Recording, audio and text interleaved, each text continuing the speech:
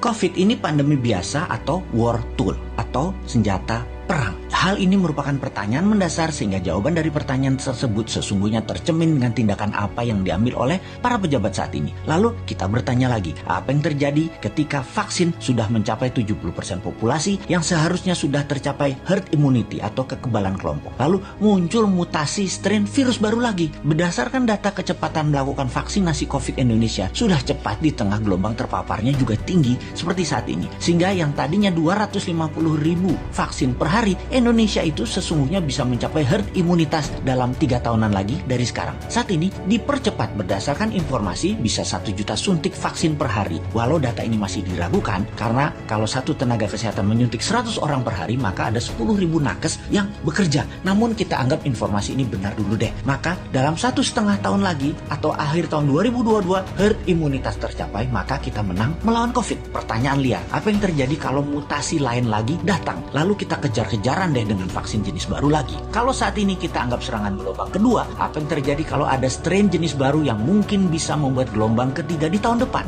Melihat cara penanganan pemerintah atas COVID yang merupakan virus import dan PCR antigen juga produk import kebanyakan dan masker juga terbanyak barang import, bahkan disuruh 2 lapis lagi sekarang. Lalu vaksin juga produk import. Ini kita tidak boleh berlama-lama seperti ini. Apa nggak kita balik aja sebaiknya? Inilah masa di mana produk lokal, misalnya masker, harusnya merupakan 90% masker yang beredar di Indonesia saat ini adalah buatan lokal. Antigen tes lokalnya harus 100%. Vaksin lokal harus 50%. Atau obat peningkat imunitas yang lokal harus digenjot. Agar kalau virus mutan lagi, kita nggak terus bergantung impor yang akan membuat ekonomi negara digerogoti uang keluar atau flight capital. Sudah cara bernegaranya membatasi uang beredar menjadi tipis di tanah air. Uang tadi ditarik keluar dengan berbagai kebutuhan impor dan tunai di tanah air harus hidup dengan pinjaman dolar asing dan yuan. Rupiah kok jadi nggak berdaulat ya? Pastinya karena kebijakannya terlalu impor. Walau bisa terlihat benar karena semuanya dalam keadaan darurat, tapi kalau bernegaranya daruratnya berkepanjangan seperti ini, sebenarnya bisa nggak masuk kategori salah kelola atau mismanagement bernegaranya.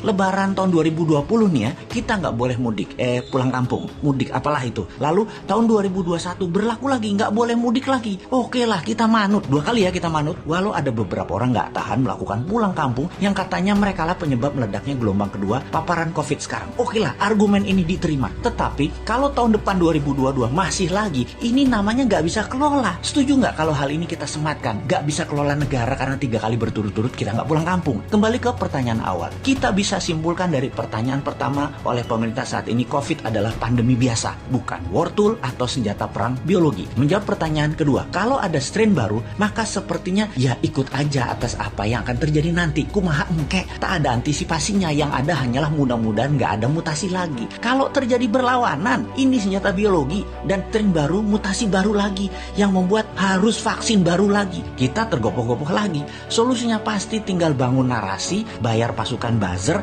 dan pasukan buzzer bekerja keras lagi. Nah, di posisi begini kasihan mereka yang menjadi presiden tahun 2024 sementara mereka dalam posisi menjabat yang ternyata salah semua pengelolaan pandemi dan ekonominya. Pasti kena imbas negatifnya mereka karena mereka juga bagian dari ketidaktepatan kelola pemerintah pusat dan daerah. Karena yang digadang-gadang tahun 2024 kebanyakan pejabat incumbent. Di sini enaknya jadi yang bukan pejabat tetapi selalu memberikan solusi. Bahkan bukan hanya solusi, tapi saran yang dikerjakan walau dengan skala tanpa fasilitas. Bisa jadi kuda hitam nggak di tahun 2024 kira-kira dia itu. Tapi mudah-mudahan prediksi ini salah. Ekonomi membaik, COVID teratasi tahun ini. Amin. Cuman takut aja prediksi ini benar. Masa tinggal bosman tahun 2024? Ya nggak mungkin toh. Harusnya bisa 3 kali menjabat. Dukung.